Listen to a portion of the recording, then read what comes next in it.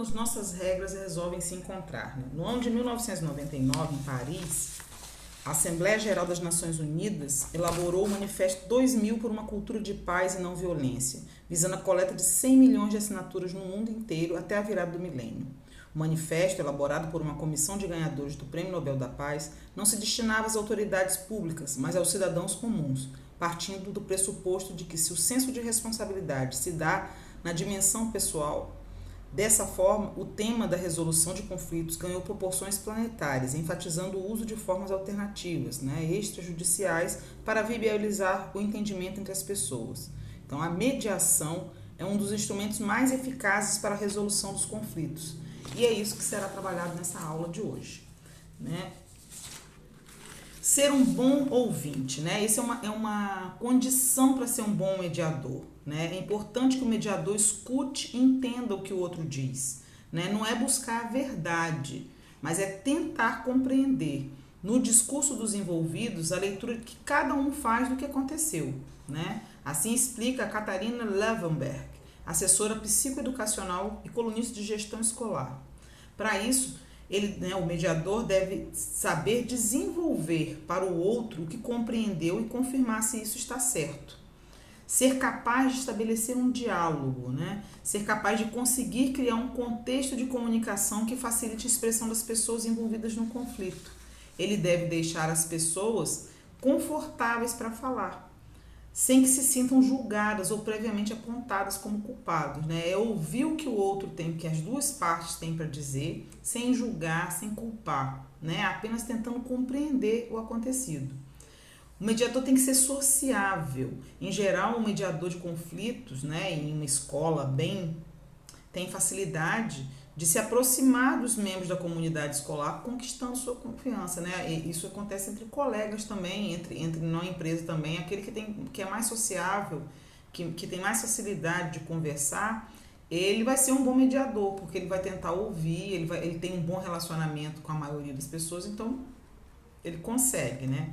Tem que ser imparcial também, né? Ainda que conheça os envolvidos, né?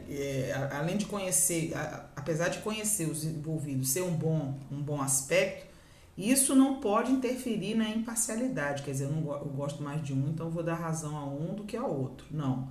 Por exemplo, quando ele é chamado, né? Esse mediador é chamado para interceder num caso em que um estudante, por exemplo, que constantemente tem uma atitude inadequada, ele deve avaliar se está tomando partido de um dos lados previamente, se ele está realmente julgando por aquele estudante já tem um histórico de ter um comportamento inadequado, ou se realmente o que aconteceu, ele vai avaliar se ele está sendo parcial de algum lado, né? Se o mediador não souber separar, né, o conceito das coisas, ele já vai pressupor que esse estudante é o culpado, né? Porque já que ele tem um comportamento inadequado.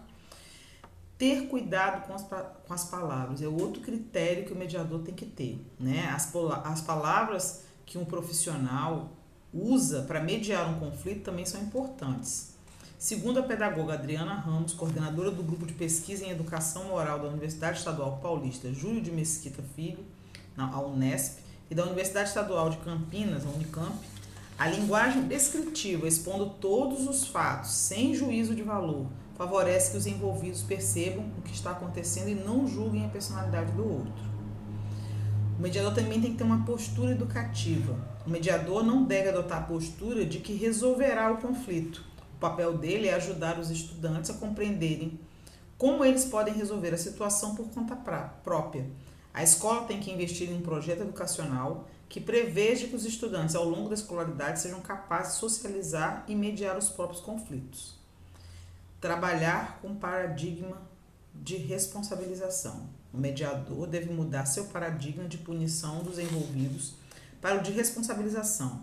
Isso significa que, em vez de aplicar uma sanção, né, como uma advertência, uma suspensão, alguma coisa que geralmente a escola faz, ele deve fazer com que os envolvidos assumam a responsabilidade por seus atos, corrigindo-os sempre que possível, pedindo desculpa, uma reforma de equipamento depredado, etc. A gente aqui está falando no nível escolar, mas essa mediação de conflitos pode acontecer dentro de uma empresa, pode acontecer em relação às relações de amizades.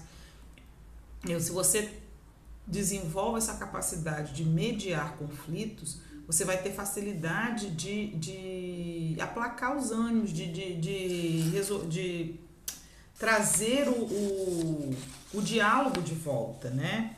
E aí a gente vai vendo, olha lá, ódio, rancor, tristeza, frustração, mágoas, todos nós estamos sujeitos a isso, né? A esses outros inúmeros sentimentos. Mas agir em função deles na hora de resolver eventuais divergências, né, eventuais problemas, geralmente é algo desastroso. Ao invés de focar o problema, damos mais importância aos nossos sentimentos e aos defeitos dos outros, o que só piora a situação. O melhor a fazer nessas horas, né, quando sentirmos que não estamos em condições de lidar com os conflitos sozinhos, é convidar uma terceira pessoa que nos ajude a entrar em acordo com a parte conflitante, né, com a pessoa com quem a gente está tendo conflito. Então, eu vou ler um fragmento de um texto de Fernando Pessoa que fala de conflito, né? Então, ele fala lá: encontrei hoje em ruas separadamente 2 amigos meus que haviam zangado um com o outro. Cada um me contou a narrativa de por que haviam se zangado. Ambos tinham razão. Ambos tinham a razão. Não era que um via uma coisa e o outro outra, ou que um via um lado das coisas e o outro um lado diferente. Não, cada um via as coisas exatamente como haviam se passado. Cada um as via com um critério idêntico ao do outro, mas cada um via uma coisa diferente, e cada um, portanto, tinha razão. Fiquei confuso desta dupla existência de verdade. Então, a partir desse texto, a gente vai refletir sobre isso, né? E eu vou colocar algumas perguntas na plataforma que eu vou fazer aqui oralmente e vocês vão refletindo para responder lá para mim. Se, segundo o narrador, ambos os amigos diziam a verdade e, consequentemente, tanto um como o outro tinham razão, por que os dois continuavam divergindo? Né? Vamos refletir sobre isso. Outra questão sobre isso. Qual a diferença entre as posições dos 2 amigos em conflito e a posição do narrador? Em sua opinião, o narrador é uma pessoa adequada para mediar o conflito que ele nos conta? Por quê? Como ele poderia agir em relação a isso? A gente pode pensar num exemplo de às vezes uma briga entre 2 colegas em comuns, né? Ou 2 amigos em comuns. O que fazer para mediar isso, né? E a gente vai notar que ambas as partes, no caso, né, do texto de Fernando Pessoa, ambas as partes estavam certas, segundo ele, né? Os amigos interessados, no caso, por serem partes interessadas, eles só enxergam a questão nos limites dos próprios interesses pessoais, né? Esse texto não tem nenhuma pretensão de resolver o conflito, nem mesmo diz pra gente que tipo de conflito é esse. Terminando com a perplexidade do narrador, né? Esse texto termina com o narrador perplexo ao constatar que existe dupla verdade, né? Uma duplicidade de verdade. Mas o distanciamento dele em relação ao conflito, ao caso acontecido, ele possibilita essa constatação e qualifica, né, como mediador, uma vez que ele tem a imparcialidade necessária para considerar os fatos, não estando em jogo as emoções. Ele não viu com emoções isso, né? A partir dessas linhas gerais, é possível introduzir esse tema de mediação de conflitos de uma forma mais específica. Embora contenha em si a ideia de negociação, estando as partes envolvidas dispostas ao entendimento, né, a mediação possui um significado diferencial. Ao convocar uma pessoa como mediador, é maior a chance de se colocar no centro da discussão o fato ocorrido e não as características, os defeitos e as emoções particulares. Por exemplo, ao invés de se dizer você é muito teimoso e estúpido, não tem a menor consideração pelas pessoas. O mediador pergunta objetivamente a cada um o que aconteceu e como cada um se sentiu durante o acontecimento. A partir do diálogo que se tece, o mediador sem tomar partido de um lado ou de outro, né? Por isso ele é caracterizado como mediador, ele está mediando, ele está intervindo para fazer uma conciliação, se torna um facilitador para a solução, mas sem se sugerir o resultado. Ele não determina qual vai ser o resultado, né? Vamos entrar num acordo. São as pessoas envolvidas nesse conflito que devem, através do diálogo, resolver a questão. Uma das maiores vantagens da mediação de conflitos é a possibilidade dos próprios envolvidos criarem soluções de seus problemas. Eles procuram alternativas para questões que, de outro modo, seriam decididas por um terceiro, que necessariamente favoreceria apenas uma das partes.